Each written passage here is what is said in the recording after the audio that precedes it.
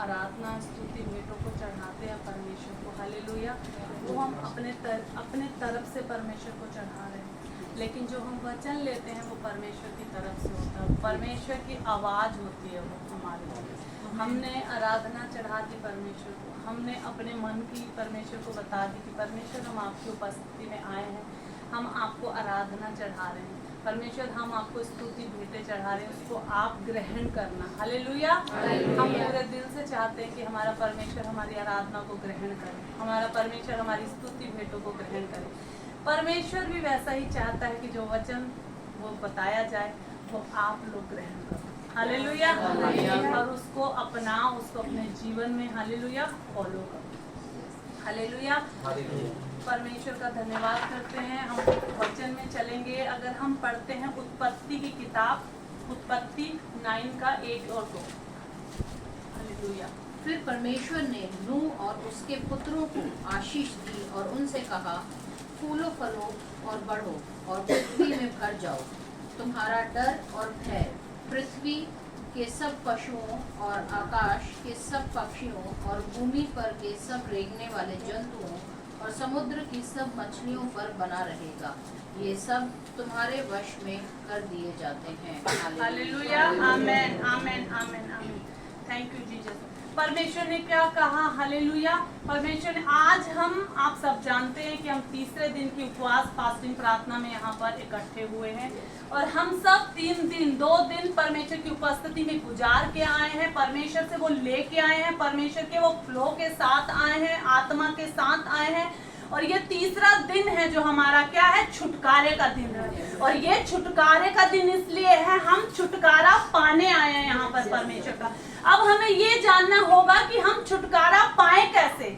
हम परमेश्वर की हजूरी में आए, हम उपवास के लिए आए, हम उपवास के साथ आए हैं, परमेश्वर की उपस्थिति में आए हैं। और ये तीसरा दिन है, हम 2 दिन तो परमेश्वर की उपस्थिति में पश्चाताप करते हुए परमेश्वर की दया के साथ आए हुए हैं, नम्र बनते हुए, दीन बनते हुए हम आज 3rd दिन में आए हैं ताकि हमारा छुटकारा हो जाए। वो छुटकारा आपका कोई भी हो सकता है, वो आपकी बीमारियां हो सकती हैं, वो आपके बंधन हो सकते हैं, वो आपके पैसों की दिक्कत हो सकती, कुछ भी छुटकारा हो सकता। तो परमेश्वर चाहता है कि आप लोगों को वो छुटकारा दे दे, हालेलुया।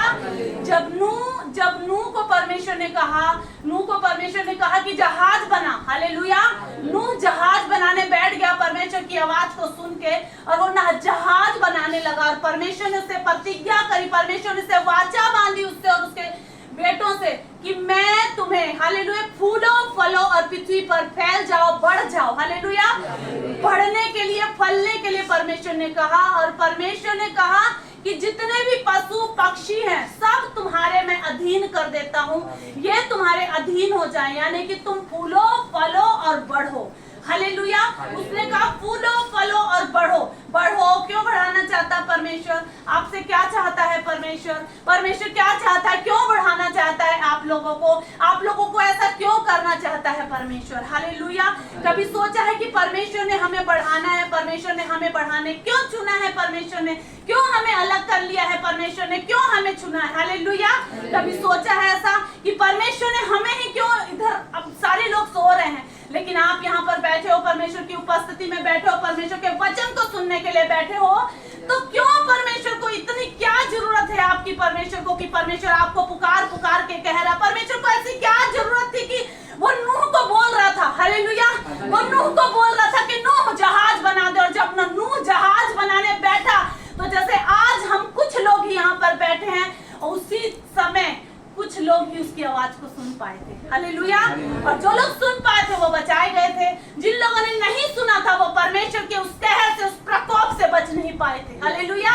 तो परमेश्वर ने कहा तुम फूलो फलो और बढ़ो। परमेश्वर हमें बढ़ाना चाहता है, परमेश्वर हमें उठाना चाहता है, परमेश्वर हमें और कुछ उठाना चाहता है। परमेश्वर तुम दबे कुचले हुए लोगों को उठाना चाहता है। परमेश्वर को क्या फायदा है तुमसे क्या लेना है, देना है उसको सिर्फ ये है, क्यों कहता तुम बढ़ जाओ, फूल जाओ, फल जाओ, हालेलुया। बढ़ाना चाहता है और तुम्हारा छुटकारा करना चाहता है, हालेलुया।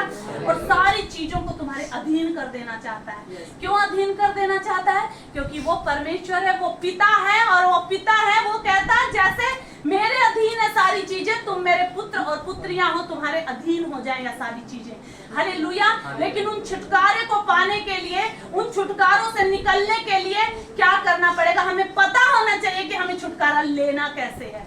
हमें ये जानना है कि हम छुटकारा कैसे ले सकते हैं। हमें क्या, हम छुटकारा ले क्यों नहीं पा रहे हैं? हम इतने साल से हम छुटकारा क्यों नहीं पा रहे? हम क्यों उसी चीजों में हम घुस रहे हैं? क्यों हम छुटकारा नहीं पा पाए? हालेलुया। तो परमेश्वर आपको छुटकारा, आज इन वचनों के द्वारा परमेश्वर छुटकारा देगा आप लोगों को, छुटकारा देके आप लोगों के हृदय के मन में, हालेलुया, वो छुटकारे के वचनों को भरेगा और तुमको पता चल जाएगा कि हमें छुटकारा लेना कैसे है। हालेलुया। परमेश्वर ने समय समय पे अपने लोगों को, हालेलुया, समय समय पे अपने लोगों को खड़ा किया, समय समय पे न्यायियों को खड़ा किया, समय समय पे नबियों को खड़ा किया और कहा जाओ मेरे लोगों को छुड़ा दो। क्यों? परमेश्वर ने बोला, क्योंकि वो दुहाई दे रहे थे, वो रो रहे थे कि परमेश्वर हमें छुड़ा। परमेश्वर छुड़ा लेता है, परमेश्वर ले आता है, लेकिन उन्हीं अपने पापों की वजह से फिर से, हालेलुया, लोग पाप करने लग जाते हैं। हालेलुया। परमेश्वर देखता रहता है कि कब मैं इनको फिर से छुड़ा लूं। अब ये वो समय है, परमेश्वर फिर से आएगा, यह अनुग्रह का समय है, परमेश्वर फिर से आएगा और परमेश्वर फिर से